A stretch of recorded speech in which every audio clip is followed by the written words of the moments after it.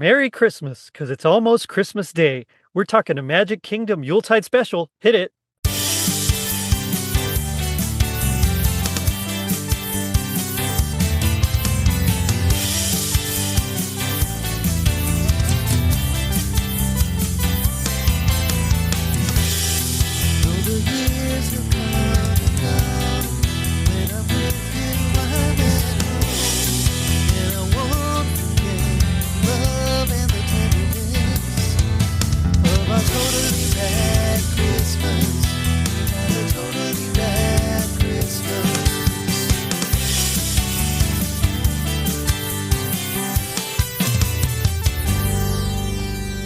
It was 1985. Yul Brynner succumbed to cancer. The Supreme Court ruled that Long Island is legally not an island. Clue had 3 different endings randomly distributed to theaters, and Mickey Mouse and the gang attempted to change Scrooge McDuck's mind about the magic of Christmas. I'm your host, Jerry D, with another episode of Totally Rad Christmas, the podcast that talks all things Christmas in the 80s. Toys, movies, specials, music, and fads. If it was gnarly during Christmas in the 80s, we got it covered. Now, before I introduce my guests, it's time for the 80s word of the day. As always, it comes from the Dictionary of 1980s Slang by Rick Carlisle. Today's word is mondo, adjective. Great, cool, tremendous, either in quality or size. Derives from the mondo genre of low-budget, low-quality exploitation shockumentary film. As in, it was a mondo weird. Use it all the time. And so joining me today are 2 very special guests. The first is a Totally Rad Christmas All-Star and Ratty winner. From Advent Calendar House, it's Mike Westfall. Mike, how's it going? Hey, Jerry, thanks for having me, and let me assure you that I have indeed been had. Yep, you're welcome. But the next guest, you'll know from the brand new podcast, Closer to Christmas, it's Charlie Ague. Charlie, what's happening, man? Not too much, Jerry. Thanks for having me on. I appreciate it. Well, yeah, thanks for coming on. This was, I was kind of keeping up with all your posts about your recent visit to the Magic Kingdom, and I thought, what a perfect way to spice up this episode a little. So. Yep. Yeah, listen about that. Yeah. You sent us this link, and it's not your fault that they decided to call it the Magic Kingdom Yuletide Special. But let me be the bearer of bad news to anybody searching for this. This is not at the Magic Kingdom Park here in Florida. Nope. This takes place on some soundstage somewhere. Probably Disneyland. Who knows? I have a feeling it was Disneyland based on some of the, because, well, first of all, let me say there's like barely anything about this special that I could find anywhere. So even when I went to the IMDb Pro trying to contact some of these folks just so I could get some sort of information, and most of them have like 0 contacts. Like there's nothing with these guys. So I had a really hard time doing research for this episode, but I have a feeling it was indeed in Los Angeles, or not Los Angeles, Burbank, but in California, or Anaheim. Yeah, Anaheim, right? That's what I meant, in Anaheim. And the only reason I think that is because of one of the actors and their traditionally Hollywood job. Like, I'm reaching here. I really have no idea what this.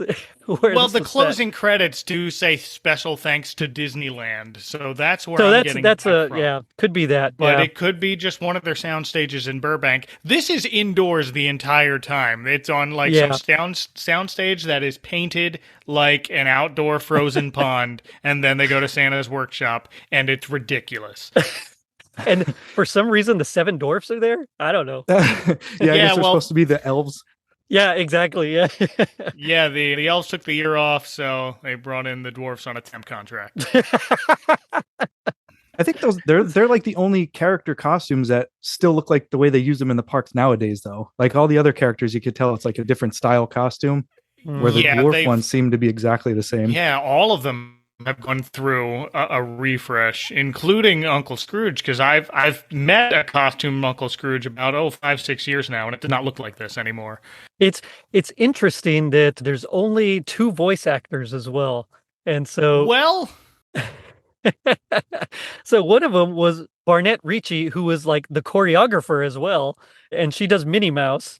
Yeah, Barnett Ricci is a Disney legend in capital letters. She choreographed and directed a lot of shows at the parks, including the Main Street Electrical Parade and Fantasmic. And these kids of the kingdom in this special, the human characters, are her brainchild as well. That was a show at Disneyland. Kids of the Kingdom? Yeah, I was wondering about the Kids of the Kingdom because when I was trying to look up anything about this as well, that's the only description I saw was like the Kids of the Kingdom, and I was like, I didn't see one kid in this special except for the adults dressed as kids in the bed. Yeah, it's these guys. It's this set of. I guess they had when they had live shows at the parks. These were the cast members who played the human parts in those parts, just interacting with Mickey and the Fat Five. Yeah, I'm going to put kids in quotes here. Oh yeah, right. Yeah. And let's be honest, these guys, you could tell they're used to that kind of live, just in front of everybody production, because they're definitely like playing to the back of the theater with their whole acting style. And nothing against them. I mean, they tried their hardest, but I mean, they're not actors. They're stage performers. Right. They're performing a show. This reminds me a lot of the park shows, but it reminds me of something that you would see on ice. Right. That's exactly what I said. I went to a Disney on Ice once when I was a kid. It's very reminiscent of that. And, Disney has a style. Like the style that these people are acting and they're dancing and just everything about it just screams Disney. Even if, you go to the parks, the stage shows that they do in front of the castle, like it all still looks the same to this day. It's all, it's a definite brand that they've kept. See, and I got very much the like Caribbean cruise vibes from their performances. You're not wrong there either. But like Jack Wagner does all the voices of the Disney cast. And I mean, again, Jack Wagner was like pretty big in Disney. He was the announcer, I believe, for the Magical World of Disney. Yes, he was the voice of the Disney parks for many, many, many years. You can still hear his voice at Walt Disney World if you ride the monorail. He's the guy who says, "Please stand clear of the doors. Por favor, manténganse alejado de las puertas." You haven't been there before. No, you're just no, not at all. But actually, that's a good place to start. So before we dive into this completely bonkers special, let's talk about our history with Disney in general, and what we remember about going to the parks. Because for me, I've only been to Disney World once and Disneyland once, and that's it. But I know you guys have a lot more deep history with it. So, Charlie, why don't we start with you? What's your experience with Disney? What do you remember about going to the parks? All right. So Disney World's the only place I've been to. I've never gone to Disneyland. And like we were talking a little bit before the show, I think I might have done it in the wrong order because going to Disney World first, I hear horror stories about going over to Disneyland. I don't want to be let down by it, but I think that might, happen inevitably. But so growing up, like every summer, I have 3 siblings. So my grandmother would pick 2 of us and take us to Disney World in the summer at least one time. Hang on. The other guy. Yeah. Well, there were 2 of them got to go the next year. Then whoever got one year, we got to, swap it out for the next year. I got you. And it was my grandmother. I don't think she could handle 4 of us running around the park. Yeah, I guess not, but that's some lottery. Yeah. I volunteer as tribute. It's one of those things where back in the day, I think she used to save up for like a vacation club at work and then just, pick 2 of the kids and go. So we got to do that a few times as kids. And then I'd say for the last, I want to say 17 or 16 years, we've been going every year once down to Disney World and taking our older kid. Well, we'll just say it was for his birthday, but you need an excuse to get down there. So yeah. Basically we've been going every year, one time a year. Right on. And what about you, Mike? Charlie has been there more recently than I have, and I live down the road. My first trip to Walt Disney World was in 1989, like 3 weeks before what was the Disney MGM Studios opened, so I missed the opening of that. And then I went back again in November 1997 for my parents' 25th wedding anniversary. They honeymooned at Walt Disney World in 1972, so it was only open for a year, so we went back. They're coming back this year for their 50th wedding anniversary, so I'm excited for that. Well, congratulations to them, by the way. They're celebrating their 50th at the 50th celebration of the park. Yeah, they're going to just get there just in time. And when it was the 25th, we just managed to get the horrible cake castle. I did see that one. Yeah. So for the unfamiliar, on Walt Disney World's 25th anniversary, they repainted Cinderella Castle to look like this giant pink monstrosity of a birthday cake. It is tacky and glorious. I love it. It had a very inflatable look to it. Like it looked like it looked like house. a bounce house. Yeah, you're right. But then my now wife moved down here. We met in college, and she moved down here for a job at a nearby school. And then I would come and visit her. We weren't even dating yet. We were just good friends from college. And then eventually it got to I was visiting more and more and more often. And one year we went to Mickey's Not So Scary Halloween party. And I decided that night I need to live here. So found myself a job, moved down here close to Walt Disney World. We are now married. And I go every so often. I haven't been back since before COVID, but we'll get back there eventually. Like I've mentioned before, my father-in-law is a cast member at the Magic Kingdom, so it's nice to have that little perk when we can. Yeah, that's pretty cool. So I got to, and Charlie, I can actually confirm that going to Disney World first and then Disneyland after is not the best order to do it. So Disney World and part of this could be my high school personality, just latching onto certain aspects of the park and glorifying one over the other. But I did go to Disney World first. It was in 1995. It was right after my freshman year of high school, and we had our band trip. And so we went to Disney World, and we drove on a bus, and it took 30 hours to get there. Driving on a bus. So I'm from South Texas. We had to go all the way up Texas and then down the coast. So yeah, 30 hours later, we arrived. We spent, I think, 5 or 6 days there. And so we went to Epcot, we went to Magic Kingdom, we went to MGM Studios, and it was fun. I had a blast. I went on like my first real roller coaster because even though I'd been to like Astroworld and Fiesta Texas and Six Flags, I was still a little scared of roller coasters. But when my friends, especially the girls, were going on them, I thought, I gotta do this. I can't be that guy. So I went on it, and it was awesome. So which one was your first? It was actually Space Mountain. It was Space Mountain. See, that's a really good introductory roller coaster. I think so too, because it's real dark as well. You don't know what's coming. Right. You can't see how close everything is. It doesn't really freak you out. Like we did that. That was my daughter's first coaster. Nice. Actually, no, it wasn't. No, her first coaster was at Universal. I take that back, but it was at night. So, but this was her second, and loved it. Right. Yeah, and I did too. After that, I was hooked.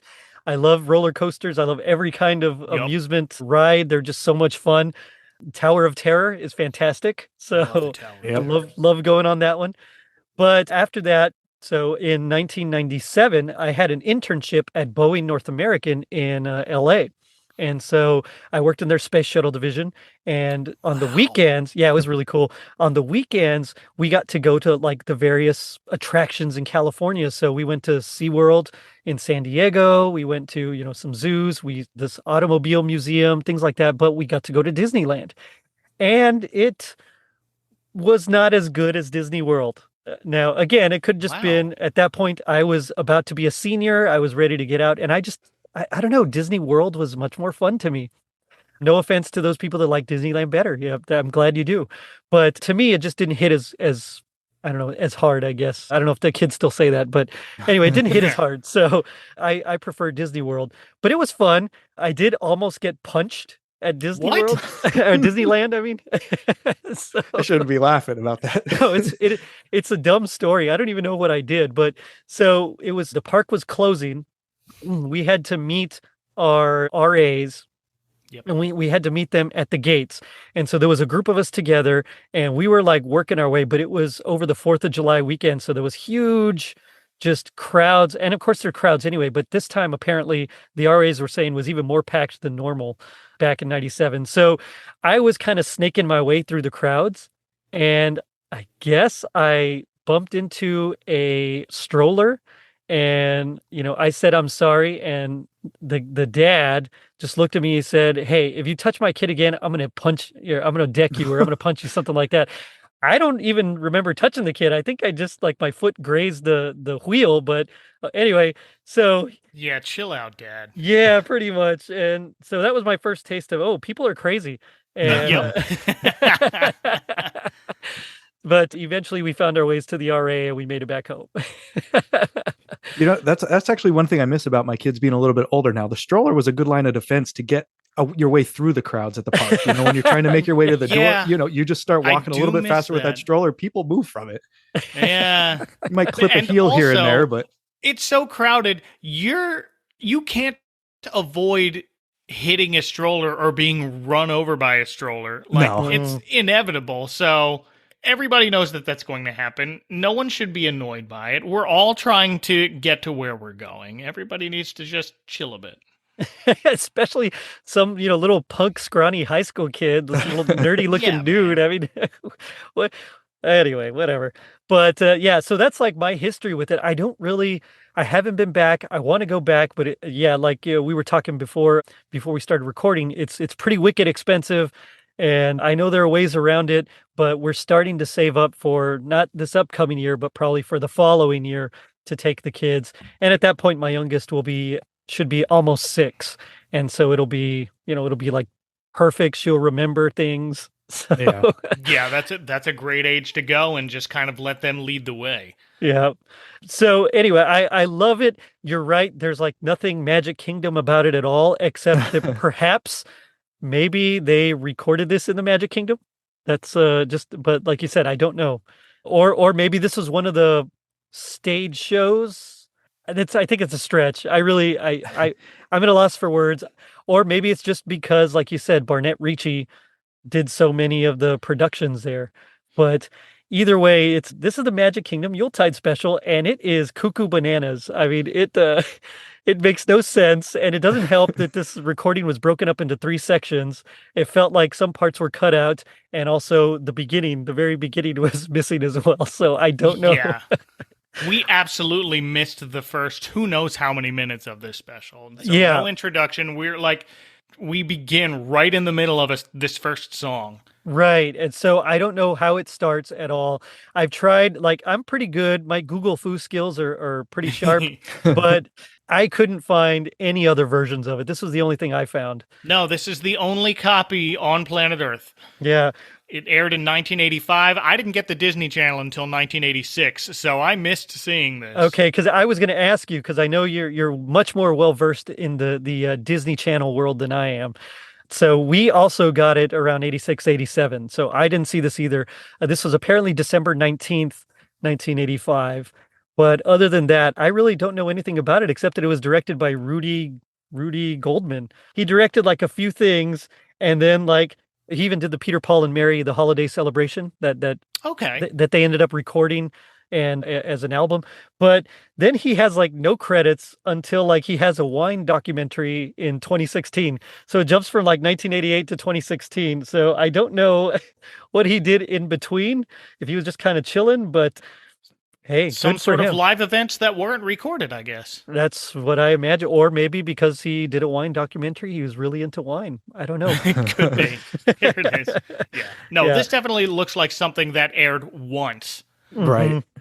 Yeah. And could you imagine though, if whoever recorded this one, if this didn't exist, no one would even remember this. It would be one time it would air on TV and then that's it. No one would ever think of this thing again. Oh no, it simply can't be much longer. We're so impatient for Christmas. Yeah. See, and I have a ridiculously long list of topics to cover for my show, and it's stupid long, but there's a bunch of random things on there that I just can never find. And so when I saw this, I thought, oh, that looks fun. Your Magic Kingdom Yuletide special. All right, let's check it out. And luckily I found even this, but at the same time, most of the things on that list, a lot of them I can't even find anywhere. So I'm glad I found this, even though it's, pieces are cut off and it feels like there's things missing from one section to the other. Yeah, absolutely take what you can get. As someone who also has a long list of things I want to cover, I might have to add this to my list and invite certain people on. Oh, I can't wait. Them watch this.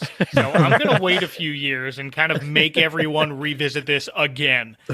It's very interesting, and perhaps in a few years someone might have uploaded a better copy. I don't know. Here's hoping. Yeah. Or maybe we'll more about this Rudy Goldman guy or some of these other folks. So like I said, I've tried to track down several of these people, and there's absolutely no contacts list available. So we'll see if the very few people that actually had, I think in fact there was only one, the editor, and that's because he did some compositing for a few other movies. Okay. And so I reached out to him. We'll see what happens. I would love a follow-up just to kind of learn something about this because there's really nothing. But let's go ahead and dive right in because this thing was really interesting. Yeah. It's kind of like a big, I mean, okay, let me put it this way. There's very little plot. Most of it is just song and dance numbers. Merry Christmas! Give a great big cheer, it'll soon be here when the trees all trim. We will all say Merry Christmas, 'cause it's almost Christmas Day. 'Cause it's almost Christmas Day. This is a theme park show that they decided to tape for TV record. instead. Mhm. And I bet it would have looked a whole lot better outside in front of a crowd. Yep. Yep. I completely agree. The sets, although the sets were all right. I mean, nothing special, but at the same time, I think they fit. Yeah, it's fine. Yeah.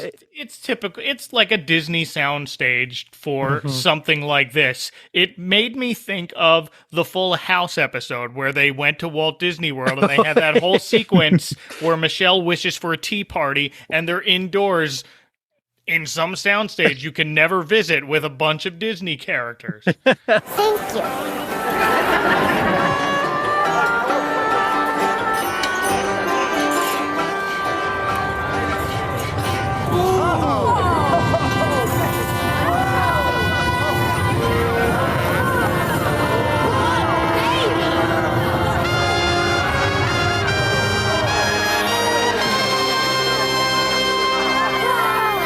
You have awakened the genie. Congratulations. You are princess for the day. I am? Holy moly! Hey, Blondie, that was supposed to be your turn. Really? I didn't notice. All hail our princess for the day. And remember, you have 3 wishes. Reminded me of that. I also got, and maybe it was just because it was the people in the costumes, because it was mid 80s, but it reminded me a lot of like, Welcome to Pooh Corner and Dumbo's Circus. Yeah. Yes. I mean, lower budget, of course. Right. but- Sure. Winnie the Pooh can't wait for Christmas time to come around. With candy canes and toys and trains and snowflakes on the ground. We'll trim the tree and hang our stockings, and when the work is done, we'll have Kangaroo's Christmas cookies and lots of honey for everyone. But I still got those vibes, and I really enjoyed just that interaction, and it made me really, really want to watch that Welcome to Pooh Corner Christmas episode that used to be on YouTube and is now taken down. And Oh, no, it's gone? I should have downloaded it when I could have. Yeah, same. So this special, like you mentioned, starts off like mid-song, the first song, and it's like a big medley. And we get the kids of the kingdom, which are 4 couples, essentially, 4 guys, 4 girls, and they're kind of doing a song and dance number, and we get Mickey and Minnie and Chip and Dale in there as well. Yeah. So that's fun.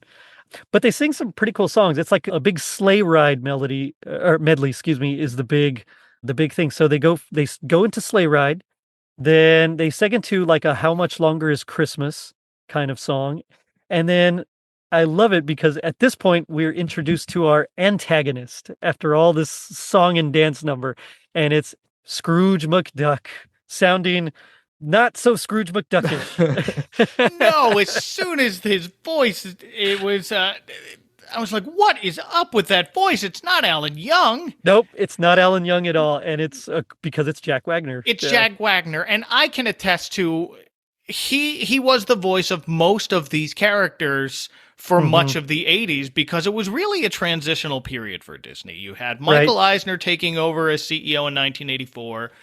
Clarence Nash, who was the voice of Donald Duck since the beginning, died earlier in 1985. So Jack was their voice actor for live shows like this and shows at the parks and Disney on Ice.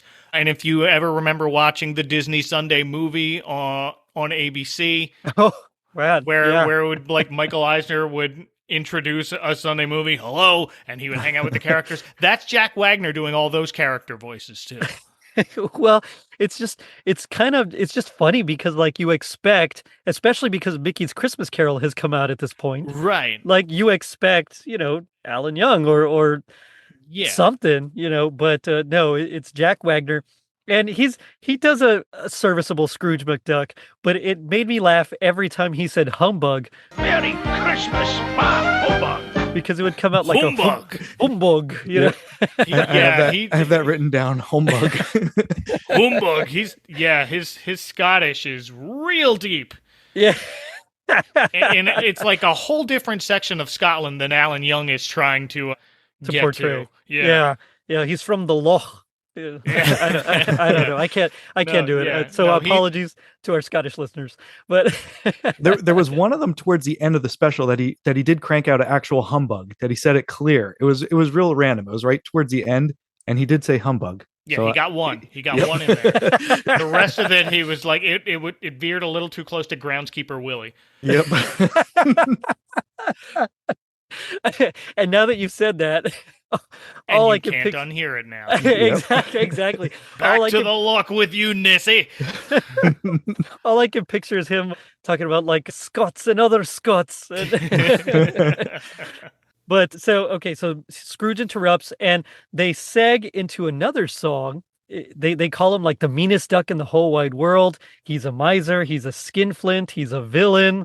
And they're just kind of going at Scrooge really, really bad, which I get. That's the point of it. But like poor Scrooge, man.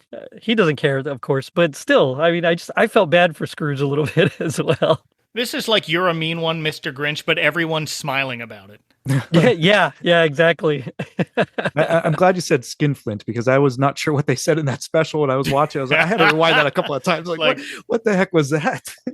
Yeah, but the kids of the kingdom are dressed very much in like a stagecoach driver or perhaps even like a bellhop, except they have the top hats. And the lady, that's the gentleman, the men, have those on. The ladies have like bonnets with nice flowy kind of dresses. And I had a book. It was a little golden book. And it was a book of jingle bells. It's like had a bunch of carols in it. And they're pictured, I mean, they're dressed exactly like that. So I almost got like turn of the century vibe from him as well. And of course they're in brilliant colors. There's like a bright red and like a purple, and there's like a very Christmas green, but then there's also like a weird olive green kind of color that almost clashes with the Christmas green. Yeah, it's a very weird green. It's almost brown. And I guess the other one's blue as well. So there's actually 5 couples. I thought there was only 4. Yeah, there's a couple of soloists and they do a fine job singing. Nothing fantastic, but there's a lot of very cool choreography going on with them dancing and jumping and frolicking. Yeah, they can dance. They're all lip syncing, so this is pre-recorded. Of course. Yeah. Oh, totally lip syncing. Chip and Dale come out and they start dancing as well. And then we get an appearance from Donald too.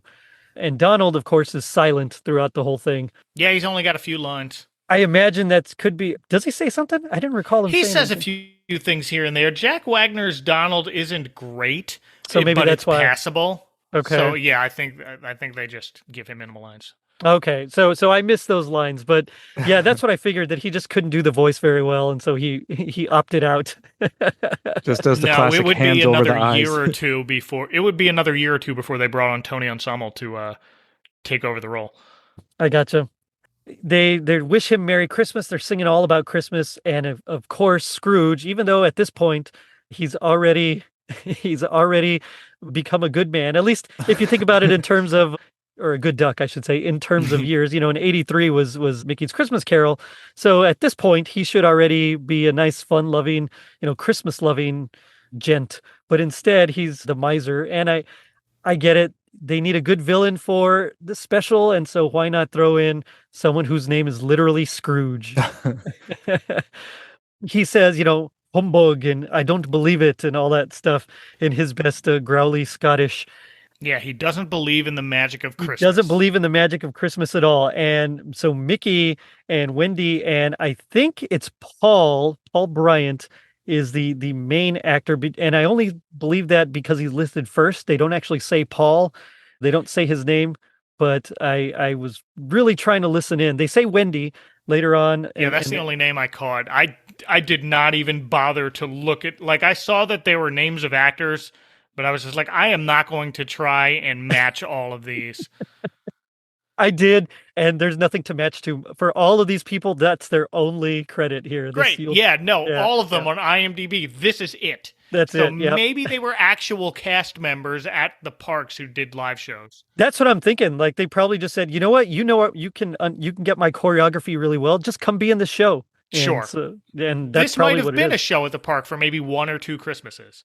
Could have been. Yeah, I wouldn't doubt it. I mean, you're right. It really has that live kind of feel. So I wouldn't put it past them to have just recorded the show on like a soundstage, right. With some Disney Channel's only a couple of years old. It needs content. So throw this up there.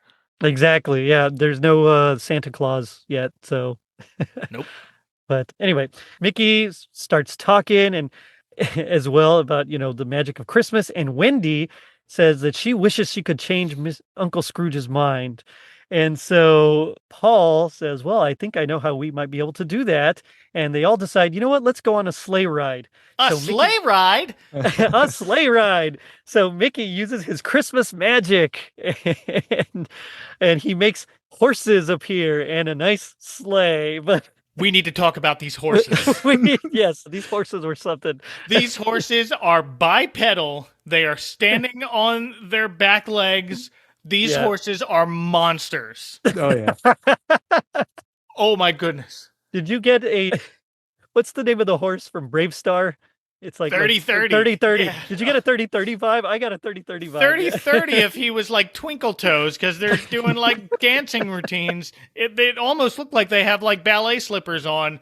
Oh, yeah. A horse costume is like one of the basic tropes. One person's in the front, one person's the back. So it looks like a horse and not the abominations pulling this sleigh. I was trying to picture what's actually going on under that costume when I saw these, when they were out there dancing, because these things are like probably another, 4 feet above the person's shoulders. In there. Yeah, the head of the horse is pretty huge. I think it's like the T-Rex costumes they have now where you're looking out the neck. Right. Yep. And I just felt so bad because it had to be so unbelievably hot in those costumes.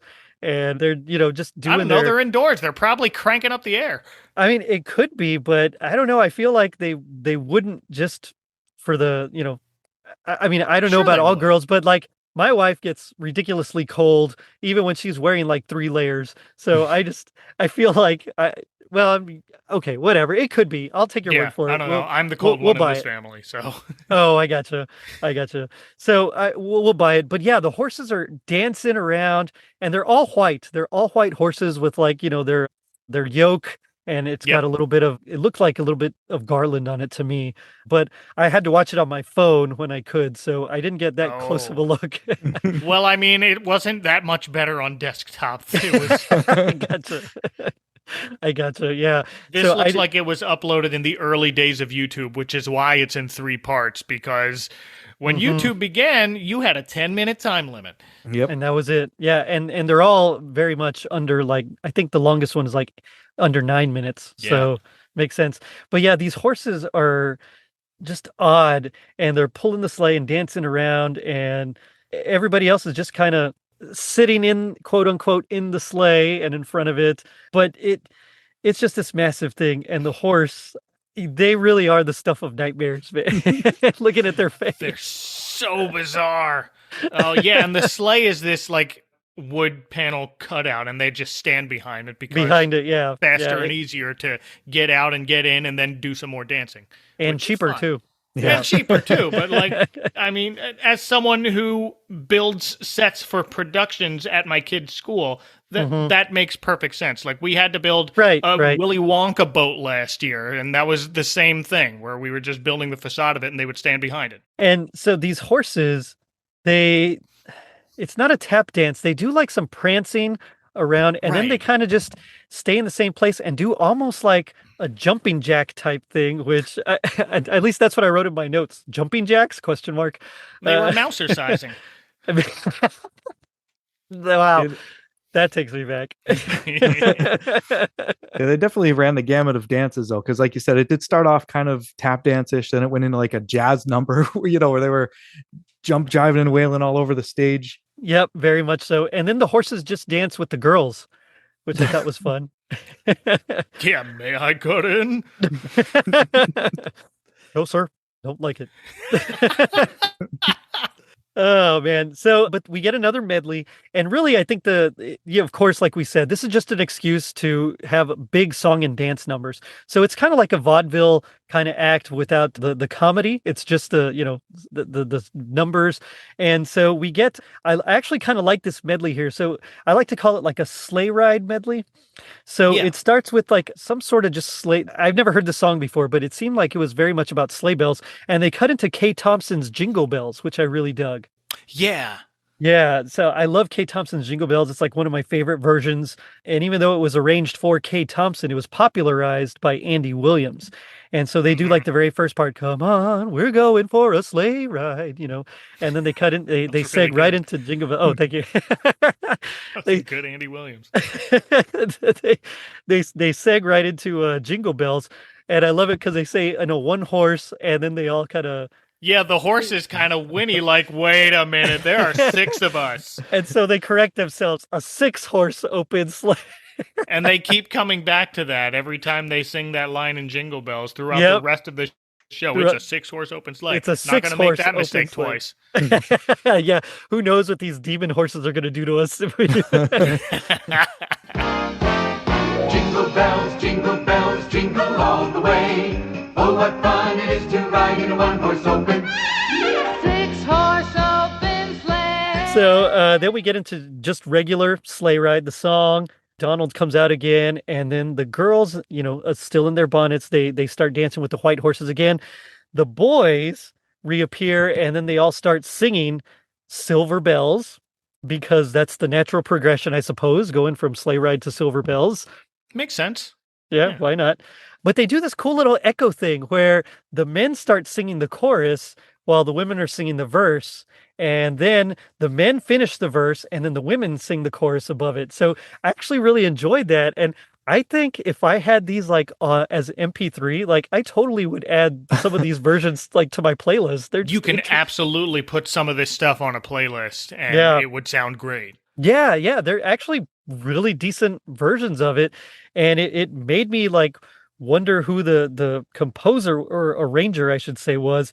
But again, there's not a whole lot out there for this arranger. So, and he's not even credited as an arranger. He's the music director or something. So that really could actually mean anything. It could mean he just put them all together. It could mean he hired someone out. I have no idea. So it's Disney. They have a whole house. I'm sure they have a staff. Studio. Yeah. That does all of this stuff for the parks. So has to be that.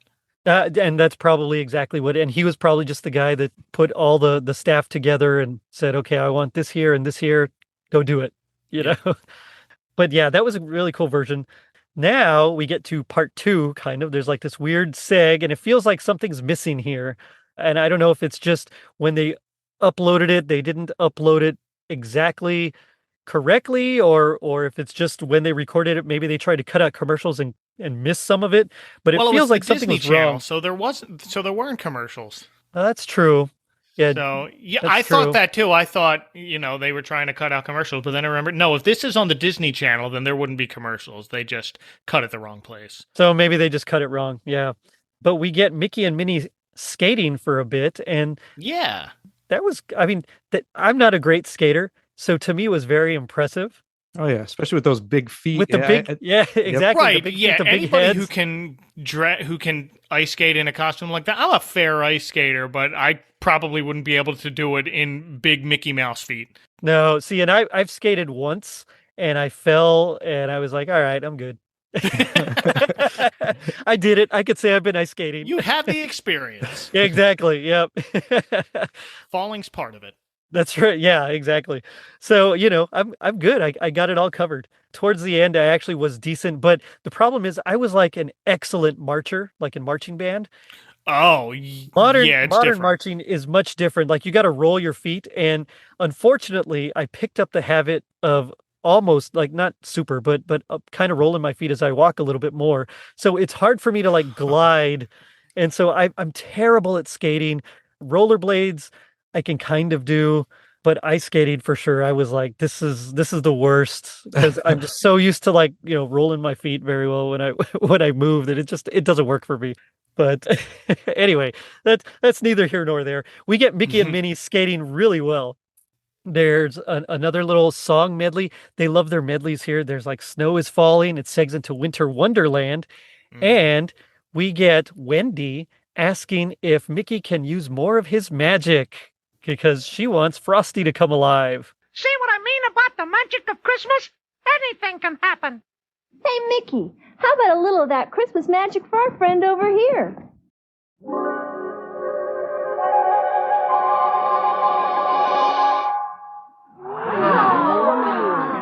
So Mickey does his little hand wave deal.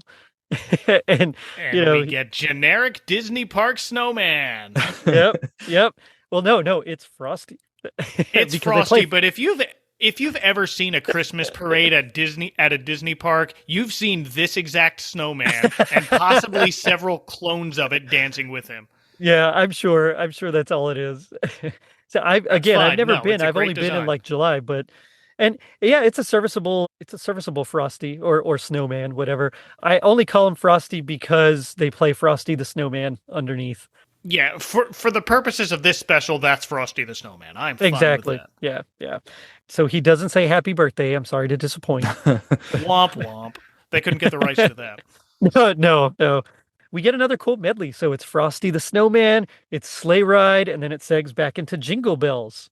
And again, I really like these musical numbers here. The transitions from like one number to the next are actually fairly decent. They're not too choppy. They work pretty well in my estimation because transitions are really hard to do. And I think they're actually quite seamless in their scope there.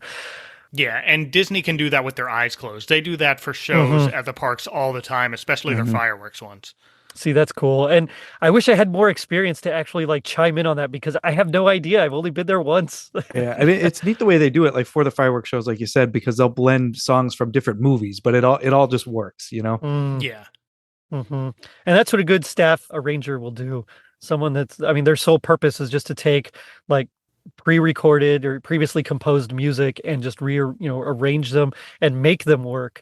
And so there's a lot of little tricks, especially if you're going to like modulate from one key to another, if you're going to change tempo. There's like a lot of cool tricks that you can use that unfortunately in some instances a lot of composers don't take advantage of that. And so that's why you'll hear some of those medleys that are just very choppy, or like they'll stop one song and then start the next one.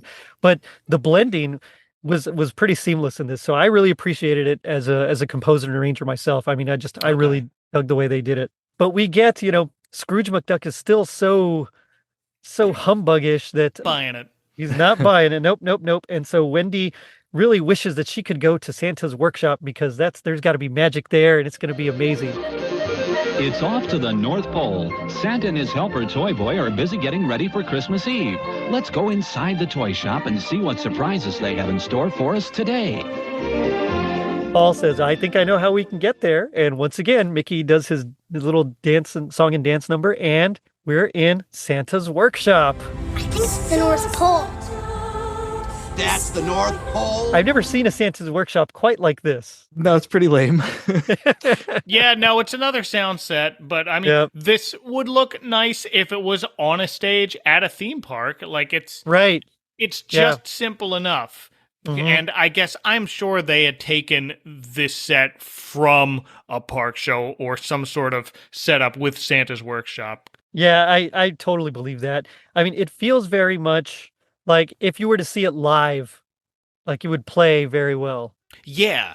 As like a half-hour special, I don't buy it, you know? No. There's just enough to give everyone room to move around, and they have a whole bunch of different characters moving around in this. This is when the 7 dwarfs are here, and then everybody else kind of joins the fray. So right.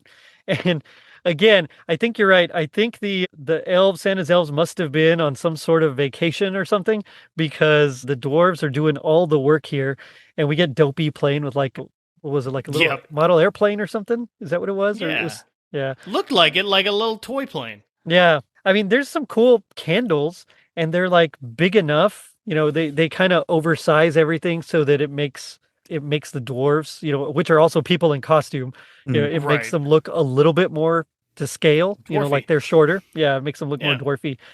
Yeah, but I mean, other than that, there's like the desk with the candles. There's in the background, there's like a big painted window, but there's not a lot of details. So again, it makes me think just, it was more for like a live production. I think there was a little Pinocchio on the one shelf too. Like I think there was. Saw Pinocchio. Yep, I think there was. Yep.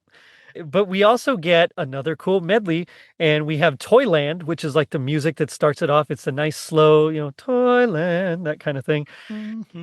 Exactly. But it segs into like the March of the Tin Soldiers, right? Yes. I think that's what it is. And from there, that segs into more Nutcracker. So we get the Dance of the Sugar Plum Fairies, where some more Disney characters come out. So after the little tin soldiers, which are all the men, dressed in the toy soldier costume, it's like a blue coat with the red pants, and they have the hat with the yellow plume on it. It's, the big old white X, everything on their uniforms. It's pretty cool. But as the Sugar Plum Fairy song begins, we get Brer Bear, which I know is not really kosher nowadays, but he comes out in a tutu. Yes. And tiara, I think, too, right? It's like something on their or hat or something, yeah. And then we get Baloo. Baloo the bear, yep. And finally, we end with one of the bears from Country Bears. I think it's Liver Lips or something like that. Liver Lips McGrowl is his name. That's from the Country Bear Jamboree. Oh, man. It kind of makes me want to go watch the movie. The Country Bears. Country Bears is an underrated movie. It actually is, yeah. It really is underrated, and it's hard to remember that I think was the first movie that they made from a theme park attraction. So the only reason we got Pirates of the Caribbean and 5 of those is because the Country Bears did okay. Right. They said, you know what? We can do this. Yeah. So, yeah. They still utilize those costume characters at the Country Bear Jamboree up on the top, the balcony up there. Sometimes they're out there waving and pointing at people walking up the street. Oh, are they? Pretty neat. Yeah. I've never seen them up on the balcony there. I've seen them out for things like the Halloween party. Because didn't they close Country Bears? Yeah, that was closed for a little while, but I don't know if I took a picture. I'll have to look through my pictures when we just went, but I know they were up there, basically just pointing at people down on the street because they'll be up there with some of their instruments and stuff. It's pretty neat. Yeah, it looks like they're doing a lot more of that sort of thing, and they started that when they first reopened the parks after they closed for COVID, and then they started, we can't really have people standing next to cast members like that, but we can have them waving so that they didn't just get rid of all of the character presence in the parks. Right. And I think they're keeping that, and I like that they have that. Yeah. Well, that's half the fun is finding like your favorite characters. Sure, even if you can't stand next to them and like take a picture with them or get their autograph, it's nice to see them. I like just seeing them out and about. Yeah. That's always, it just adds to the, I don't know, Disneyfication of everything. Yeah, no, it's an atmosphere thing, and I love it. So that segs into Trepak again. We get Tchaikovsky, and we get some Russian-style dancers with the classic red silk kind of shirt and the black pants and the big old hat. I know there's a name Peter for and it. The Wolf outfit. Oh man, that's a callback. I used to love that cartoon, but the wolf scared the crap out of me. I had a record of it. It was great. Yeah, but that wolf, he was scary. He really was. Oh yeah. Yeah, so they're in the Peter and the Wolf costume, you're right, and they're doing their dance. Then we get another strange, just strange thing. These baby doll carriages with the girls. Now they're wearing different like baby style bonnets and dresses, and they have toys, which I noticed one of them looked like was holding a little Orphan Annie doll, It right? definitely looked like Annie. Yeah. I thought it was like there was Raggedy Ann was in there. Was it? Oh, Was it could Raggedy be. Ann? Yeah, It could I didn't be, get yeah. that good of a look because, again, the quality of this is terrible. Oh yeah. Terrible, yeah. And I was watching it on my phone, so there you go. Which apparently is a thing I do now, just in preparation for the show. I have to Oh watch yeah, things so do whenever I I. can. Like I'll be washing the dishes and just have my phone up here on a little ledge Exactly, over the sink, yeah. and that's my prep work. Yep, yep. So they come in these like just like the sleigh, which is, cardboard cutout essentially. It's a baby carriage of all these different colors, and they start singing Nuttin' for Christmas with some Yeah. altered lyrics. I do not like when people do this in the middle of songs like that. I don't like the interrupting, and for some reason it just grates at me. And this is that sort of thing. It's like, we're getting nothing for Christmas. That's right, Mommy and Daddy are mad. What you do? Oh, I hate it. And Disney does it all the time. Yep. It's very much a staple, and especially in like lifestyle shows. That's kind of the thing you do, Yup. But they also do a very like the Eagles, where the song Hotel California, but if they're in Arizona, they'll welcome to the Hotel Arizona. Oh, so they kind of did that as well. They just started throwing Okay. their names in and all the different things that they did. It's like, okay, I get it. See, when I started this segment, this might have been on the third clip that we watched. I think that's what it started it off. But I Right. must have had a second window open because when this one started, it was off like by 2 seconds and it started playing again, but I didn't realize it. So I thought the song was going in the round, and it was so chaotic. I could not imagine Disney letting this fly because you couldn't understand because the one person sitting there singing, and then it just kept overlapping. And then finally I realized I had a second window open. And after I closed it, it wasn't much better after I closed it, but Right. I will say those costumes are nice with the cardboard baby carriages. That would Yeah. make like a really good Halloween costume. It would actually. You can yeah. modify that. It was like you can make like a race car out of that. you know what? Speaking of Halloween costumes, and this kind of would go along with this. Every once in a while, we'll shop on Disney's website through their store, Mhm. but this year they have a huge push for wheelchair costumes, which is it's a cool idea. That's awesome. yeah. But like it's Yeah. something like that, like you just plaster. But their website's littered with them. They have so many different ones now, and it just basically you just plaster it to the side of your wheelchair. But some of them are huge. It Sure. just reminds you of something like that. It's definitely a cool idea. Yeah, they're really cool now. They have some like the Batmobile, or there was one I think that they kind of turned it into like a tauntaun. Just different things. I mean, that's actually really cool. I mean, I'm glad they have stuff like that. I've but- seen one that was a Mario Kart one, and that's my favorite. That's awesome. That's awesome. Yeah. Mario Kart rules. Then eventually they do ditch the carriages and Yes. they tap dance for a while.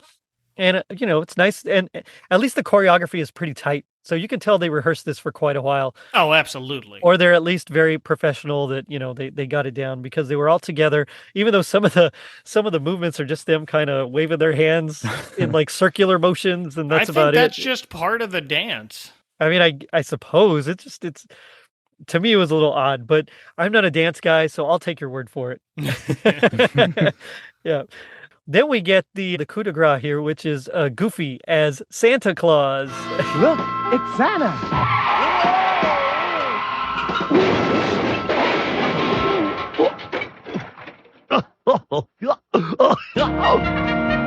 On Dasher, on Dancer, on Prancer, on Vixen. On Comet, on Cupid, on Donner, and Blitzen. With a red nose for some reason. They gave Santa Goofy this bright red nose, and I'm like, that's not where the red nose goes in this, y'all. They worked it into the song. They when did were work it singing into the about 'em. song. Yeah, they Yeah. worked Yeah. the red nose into the song. And I was trying to think, like, in the original Clement Moore poem, do they talk about his nose His like a nose cherry? like a cherry. Oh, that's it. That makes Yeah. sense now. So maybe that's why. But Goofy as Santa is something I want like forever now. Yeah, but he's got to have that red nose. He looked like. Do you remember those old 50s Goofy shorts where he had a son with a little crew cut and his like Goofy son, like the George Geef character, and his son has that bright red nose. So that's what it reminded me of.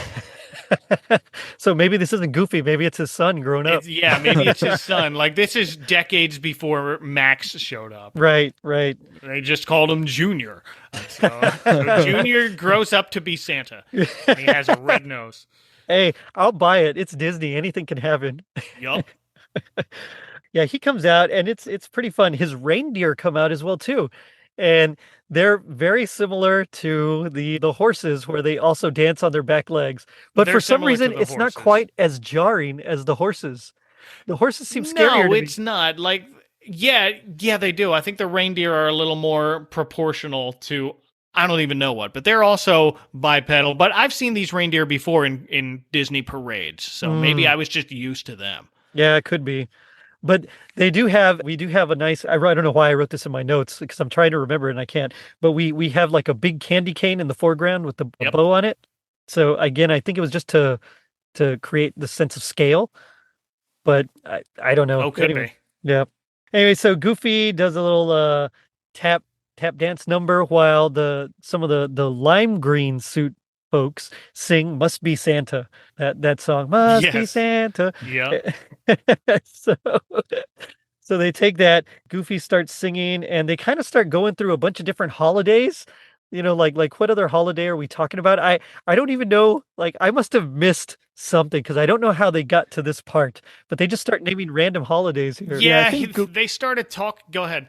No, I was going to say, I think Goofy was asking like, what's a special time that's coming up or a special day or something similar to that. So they just start rattling off every other day except for obviously Christmas. I gotcha. Which now makes sense because Scrooge McDuck comes out and he starts saying December the 26th.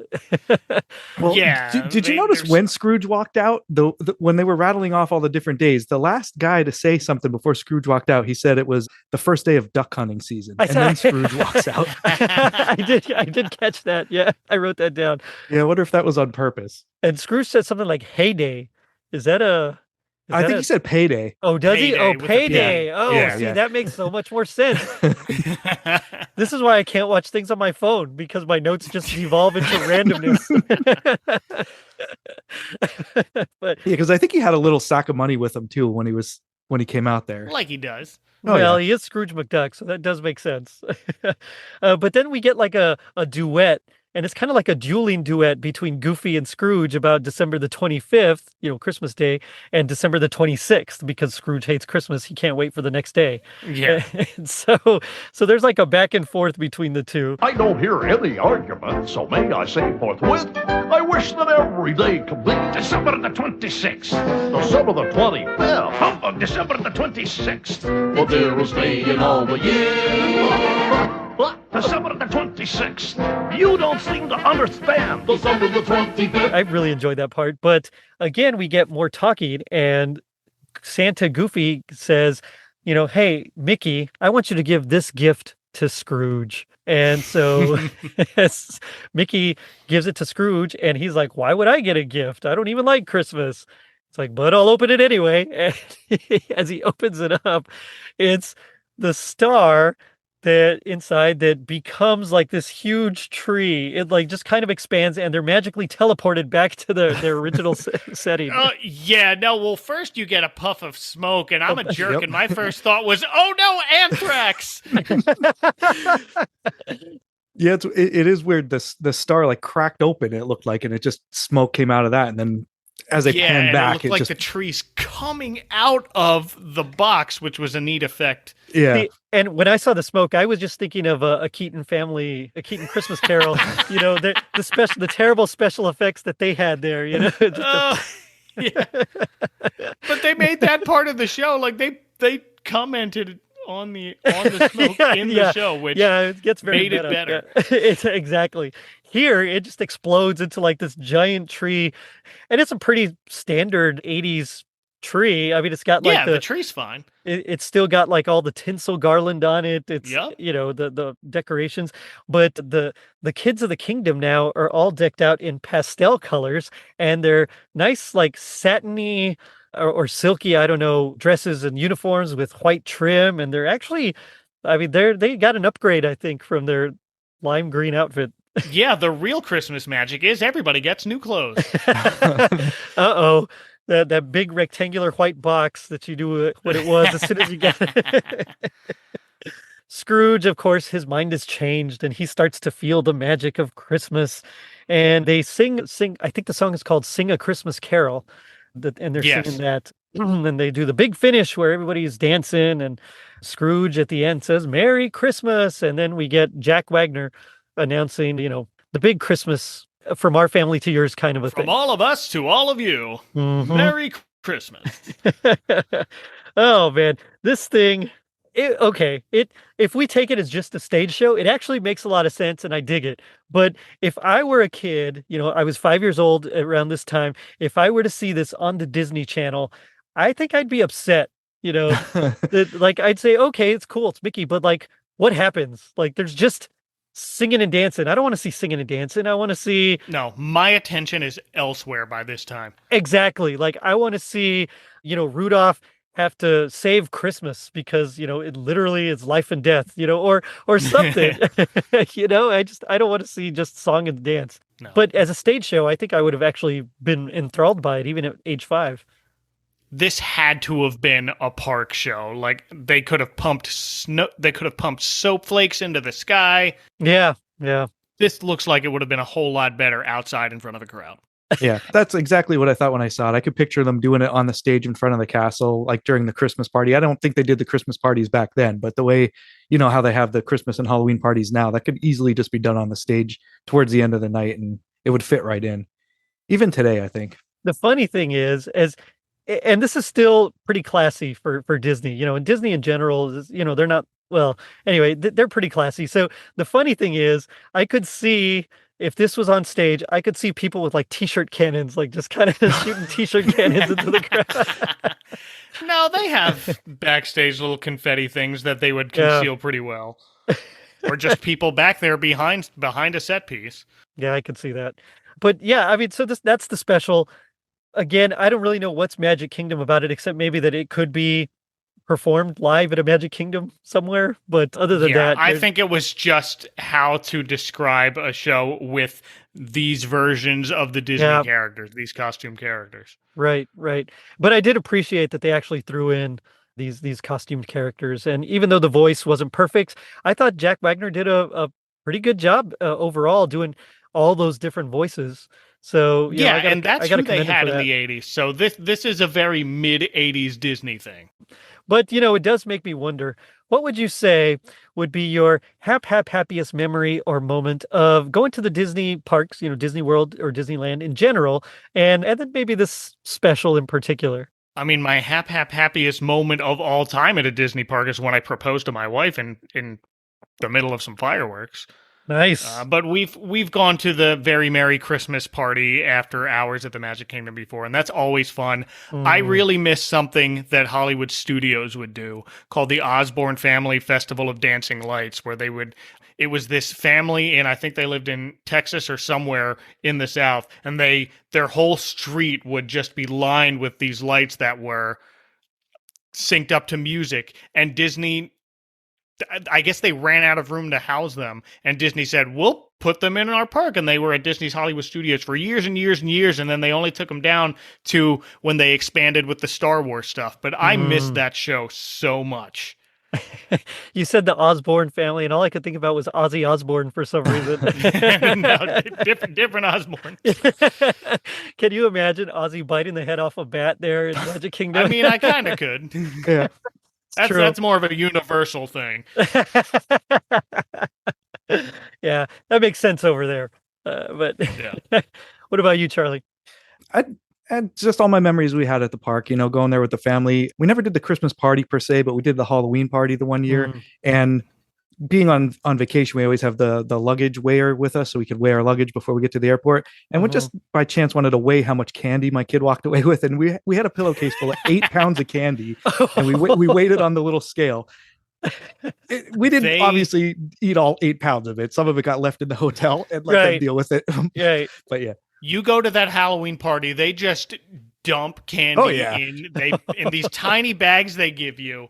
But if you're smart, you bring extra bags, and they're like, "Oh, you run out of bag, they'll give you another bag." It's like, oh, they do not skimp on the candy. No, nice. You will still have candy by like next June. By the next Halloween. Yeah, just pretty in time. Oh man, that's awesome. See, for me, I remember winning $5 when I was in Disney World. It was the Houston Rockets were playing the Orlando Magic, and it was in the NBA Finals. And I bet some kid in band, I don't even remember who it was, but I bet him that the Rockets were going to win. And the Magic, it was that game where the Magic were up, and it was Anderson, I think. He actually missed like 4 free throws in a row, and the Rockets came back to win. And so I won $5, and it was like the greatest thing ever there at Disney World. Wow. But other than that, with this special, I think it would just be talking about it with you guys, because there's really no nostalgia for it, and it's just watching it by myself on my phone was odd. So it was a trip, man. Yeah, zero stars. Do not recommend. At least put it on your laptop. Watch it once. Just experience it once. I agree. Just don't do it on your phone, like whenever you're trying to squeeze it in. No, not your phone. Yeah, no. Watch it on a bigger screen. Yeah, get the experience. Oh man! But now we come to my favorite part of the show. So this is a little segment called Gag Me with the Spoon. So this is where we do our best impressions of our least favorite part of this special.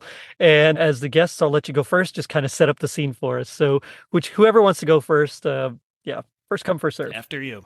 All right. So hopefully I'm not stepping on anyone's feet here, but the Goofy's impression, he kind of came out as like a surfer stoner type of Goofy with his voice at first. It wasn't really feeling it. But so when he comes out with his deep laugh, he's like, "Where's your Dasher on Dancer on Prancer and Vixen?" He had a surfer type of voice. I can't really explain it, but probably my least favorite impression on there. That's funny. That was amazing. Can you imagine? So now I want grown-up junior stoned Santa. Oh, no. No, definitely don't do that. But if you do, send me a copy of it. You have your template. That's right. Oh. My least favorite line was the first thing Uncle Scrooge says, and just threw me off because I was expecting Alan Young's voice, and I got Jack Wagner's instead, and it was just like, "Hey, hold on there. Hold on. What's all the racket?" I love it. Yeah, I think he's definitely related to Mike Myers there.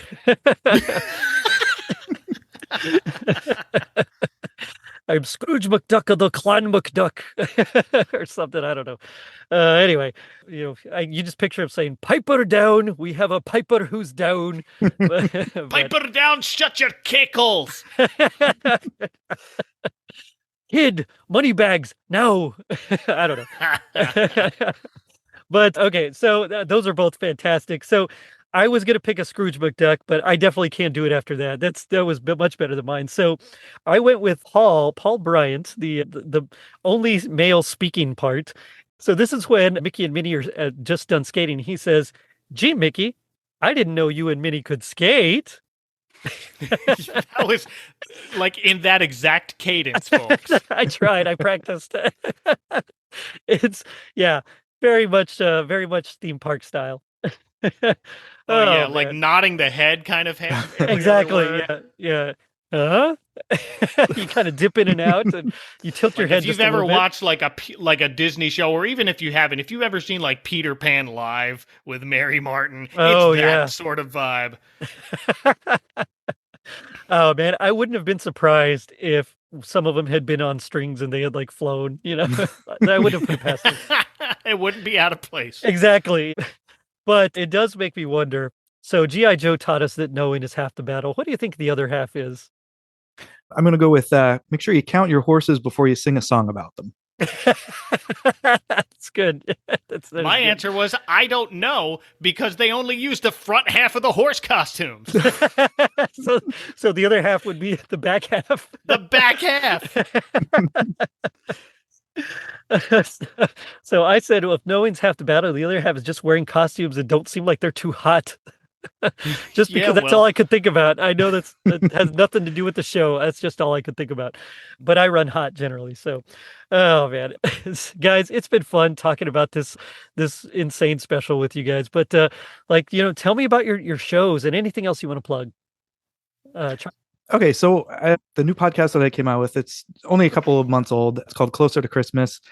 Basically, it's anything Christmas related. There's no set thing. I've been kind of focusing on games a little bit the first few episodes, but it's kind of like an advent calendar. You don't know what's in there, but it's going to be something Christmas related. And every time I put out an episode, you're a little bit closer to Christmas. That's what I like to say. Right on. And where can they find you?